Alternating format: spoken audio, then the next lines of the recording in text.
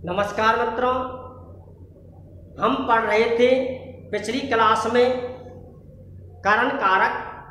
आज हम आपके लिए नंबर 4 और नंबर 4 है संप्रदान कारक।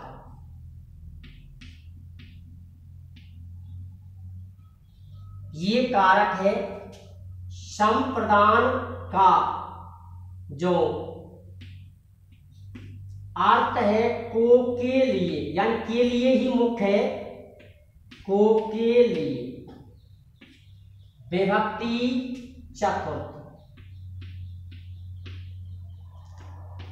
विभक्ति लगाई जाती है चतुर्थी। इसका जो लक्षण है वो लक्षण है कर्मणा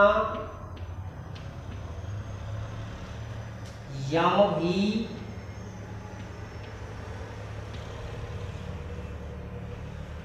कर्मणा यम भी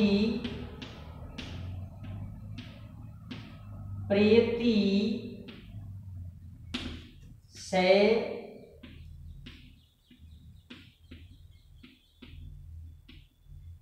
संप्रदान।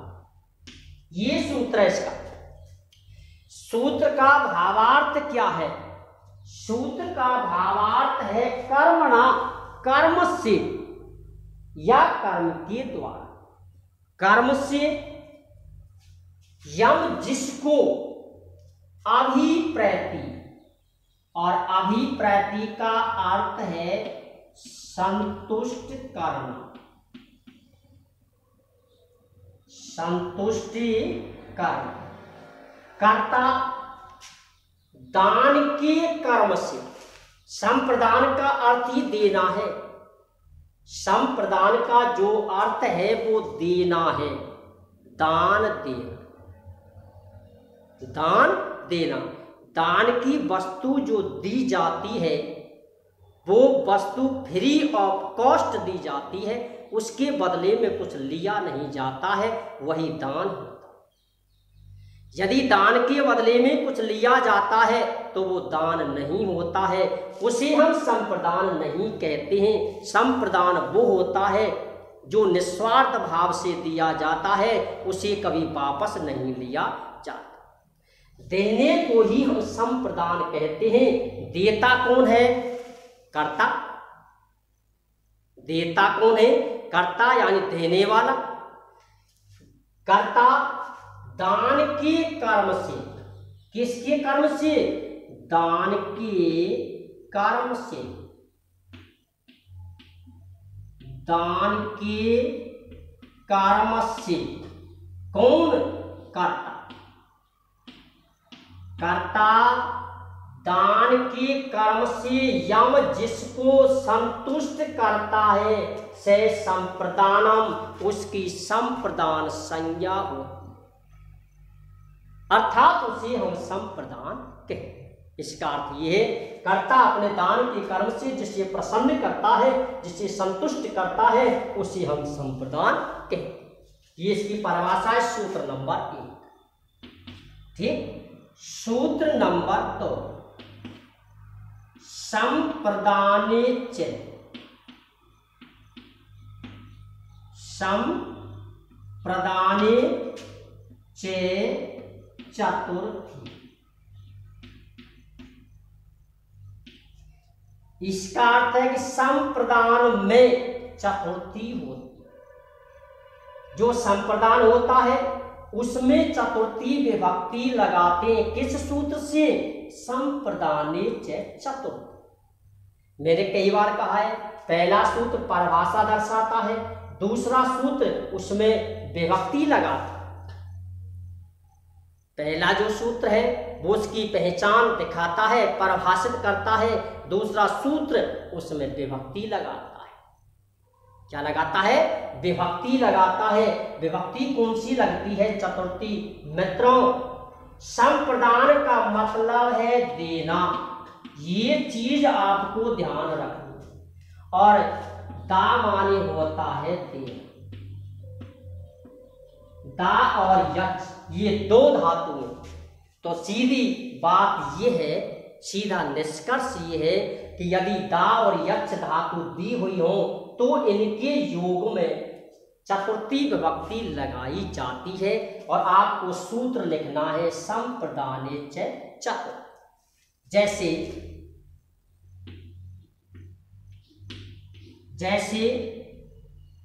कर्ण रोजाना गरीबों को, कर्ण रोजाना गरीबों को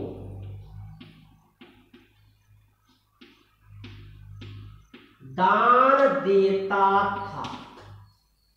देखिए मित्रों, ये पांडवों का छठवां भाई था कर्ण। कुंती पुत्र कर्ण, सूर्य पुत्र कर्ण, सूत पुत्र कर्ण। ये इतना दानी था, दानवीर था कि ये प्रतिदिन मां के सामने मां के द्वारा प्राप्त किए गए संपूर्ण धन को गरीबों के लिए दान दे दिया करता था। और इसी दानवीर के कारण कर्ण ने अपने भाइयों की रक्षा हेतु अपनी मां के लिए कवच और कुंडलों का भी दान कर दिया। इसी दान के कारण दान जो दिया जाता है उसकी आप एक विशेष महत्व समझें कि दान जो दिया जाता है वो अपनी वस्तु का ही दान दिया जाता है। किसी दूसरे की वस्तु को यदि हम दान में दें तो वो दान नहीं होता है। एक राजा था और उस राजा का नाम था राजा नृग। उस राजा का नाम था नृग। ये जो नृग था प्रतिदिन ब्राह्मणों के लिए दान दिया करता था। एक दिन किसी ब्राह्मण को उसने गाय का दान दिया। उस ब्राह्मण से वह गाय छुटकारा पाकर वो गाय राजा के गौशाला में जाकर मिल गई। राजा को इस बात का पता भी नहीं था कि मेरे द्वारा दी गई गाय मेरे ही गौशाला में वापस आ गई। अगले दिन ब्राह्मणों को भोजन कराया गया। राजा ने गायों का दान किया। जिस गाय को उसने पहले दिन जिस ब्राह्मण को दान में दिया था वही गाय आज दूसरे ब्राह्मण को दी जा रही थी।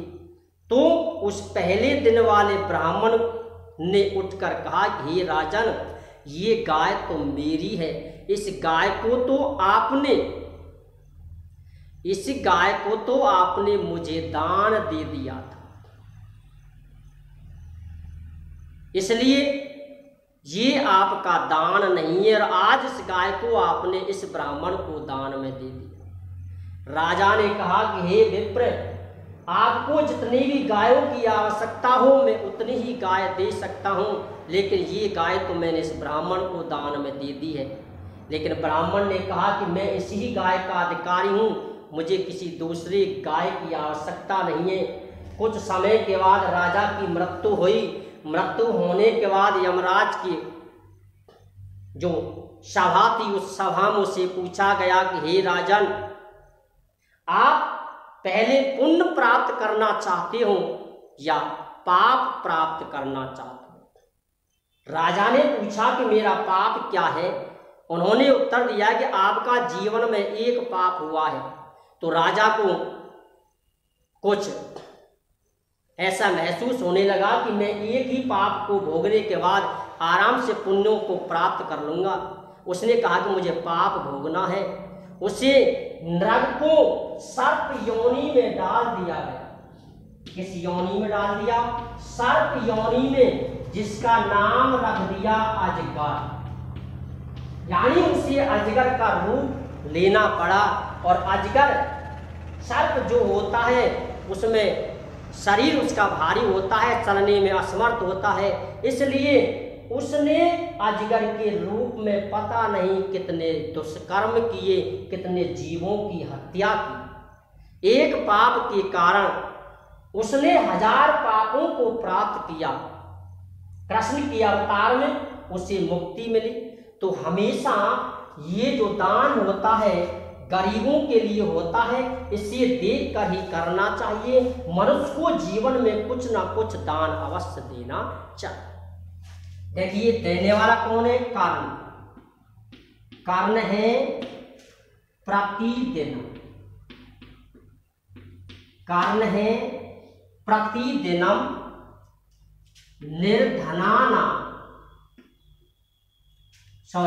निर्धने गरीबों के लिए दानम ददाती। इसमें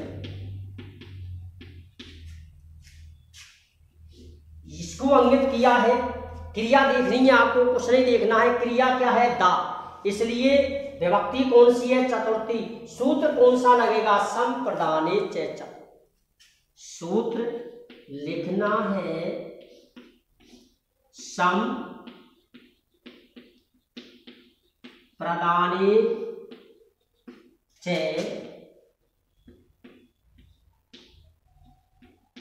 चतुर। ये सूत्र लिखना है। अगर कारण लिखना है तो आपको लिखना है अर्थात अस्मिन् पदे संप्रदाने च चतुर्थी इति सूत्रेण चतुर्थी विभक्ति अस्ति। धातु से यदि लिखना है कारण तो आप लिख देंगे अस्मिन् पदे दा धातु योगे। क्या लिखना है? मैं यहां लिख देता हूं दा धातु योग। किसी भी प्रकार से कारण बना सकते, अर्थात अस्मिन् पदे दा धातु योगे चतुर्थी विभक्ति अस्ति। इसमें दा धातु के योग में चतुर्थी विभक्ति का प्रयोग किया गया। ये कर्ता अपने दान के कर्म से जिसे संतुष्ट करता है उसे संप्रदान कहते हैं। संप्रदाने च चतुर्थी, इस सूत्र से संप्रदान में चतुर्थी विभक्ति लगाते हैं, अर्थात दा और यक्ष धातु के योग में चतुर्थी विभक्ति का प्रयोग किया जाता है। ये दो सूत्र। अगला सूत्र है, ठीक है मित्रों, कोई समस्या? नोट यदि आप नहीं किया है तो आप इसे नोट कर लें। अगला सूत्र है रुच्यार्थानाम। रुच, रुच माने होता है अच्छा लग। रुच्यार्थानाम प्रियमान, जिसको जो अच्छा लगता है, जिसको जो अच्छा लगता है, अर्थात रुच धातु के योग में। कौन सी धातु के योग में? रुच धातु के योग में। किसके योग में? रुच धातु के योग में। जिसको वस्तु अच्छी लगती है। रुच धातु के योग में जिसको वस्तु अच्छी लगती है, उसमें इस सूत्र से, कौन सा सूत्र? सूत्र नंबर 3।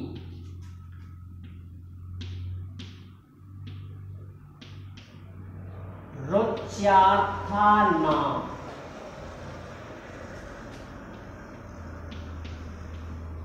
प्रियमान। रुच धातु के योग में प्रियमान, प्रिय जिसको लगता है। रुच, रुच माने होता है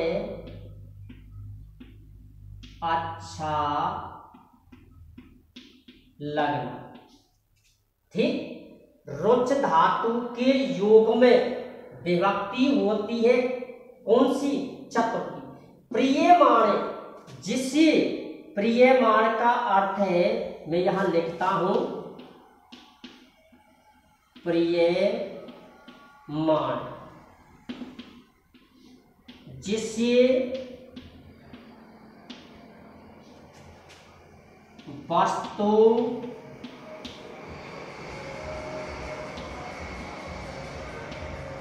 अच्छी लगती है। जिसे वस्तु अच्छी लगती है उसमें इस सूत्र से चतुर्थी लगा, उसमें इस सूत्र से चतुर्थी विभक्ति लगा। किस सूत्र से? रुच्यार्था नाम प्रियमाण, ये सूत्र है, ये धातु है। ऐसे भी लिख सकते हैं कारण, सूत्र से कारण लिखूं, या रुच धातु योगे चतुर्थी विभक्ति भव। यथा जैसे बालक को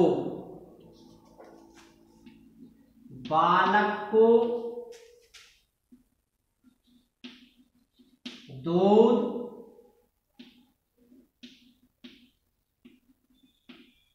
अच्छा लगता है। देखिए किसको अच्छा लग रहा है? बालक। संप्रदान कौन होगा? बालक। इसलिए बालक की क्या बनेगी? चतुर्थी एक वचन बालकाय। कारण क्या है? दुग्ध। दुग्धम रुचमाने अच्छा लगना, इसके रूप बनते हैं आत्मने पद में। बालक को दूध अच्छा लगता है। नंबर 1। और उदाहरण लीजिए, जैसे उसको लड्डू अच्छे लगते हैं। अब देखिए उसको, ये कौन सा सर्वनाम है? ये सर्वनाम है से, क्योंकि ये पुल्लिंग है। असली जो सर्वनाम है वो है तत्। अब तत् को आपको पहचान करना है, पुल्लिंग है कि स्त्रीलिंग है कि नपुंसक है। यानी ये सर्वनाम है तत्, और तत् है पुल्लिंग यानी से। विभक्ति कौन सी लगानी है? उसको लड्डू अच्छे लगते हैं, रुच धातु है, इसलिए उसको में चतुर्थी लगानी है। इसका मतलब है से है, इसका बनेगा तस्मै। तस्मै मोदकान। लड्डू कितने वचन? बहुवचन, विभक्ति द्वितीय। तस्मै मोदकान रोचते। अब देखिए रोचते के वचन? एक वचन। क्यों आया है? क्योंकि कर्ता वचन है एक। कर्ता कितने वचन है? एक। इसलिए रोचते का प्रयोग किया गया है। अब आपको यहां जो सूत्र लिखना है वो सूत्र लिखना है रुच्यार्था नाम प्रियमाण।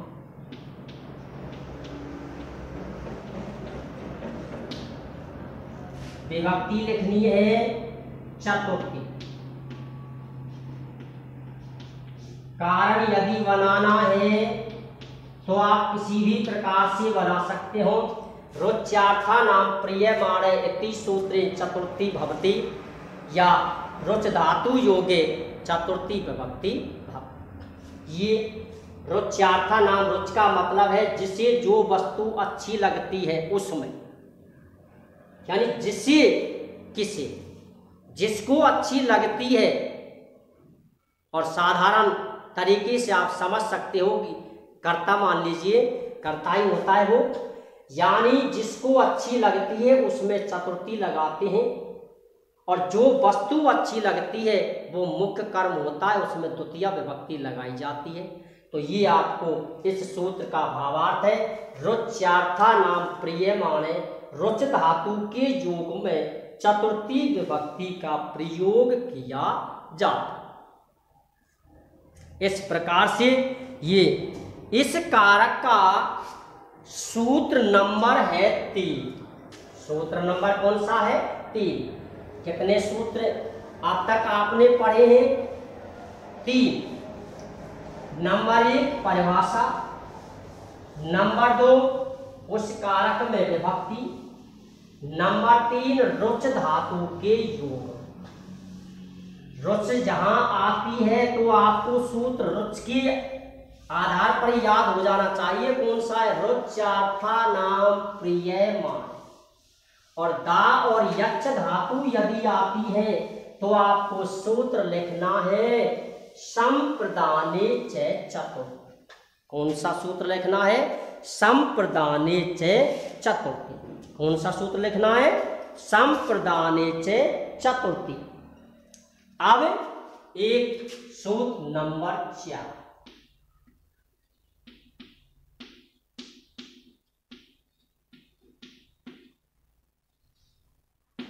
धारितम ऋण।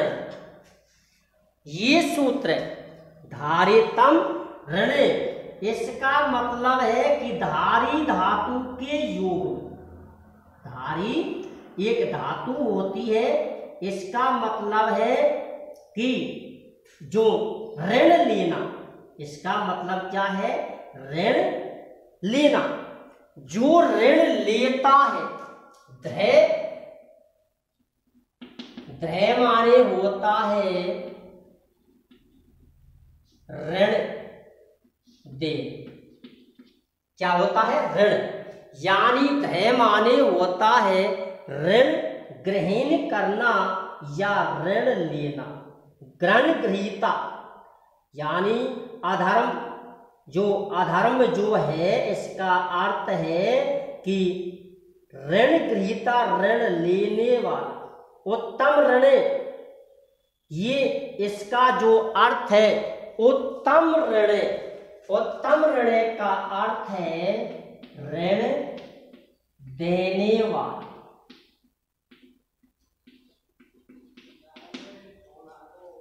ऋण देने वाला। तो द्रही जो धातु है इसके योग में जिसके लिए ऋण दिया जाता है, जिसको ऋण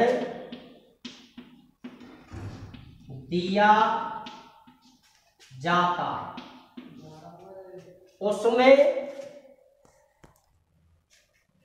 जिसके लिए ऋण दिया जाता है उसमें चतुर्थी लगाते हैं।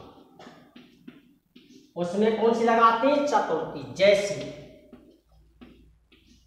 वह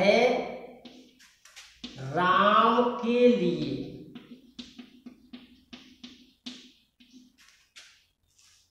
₹100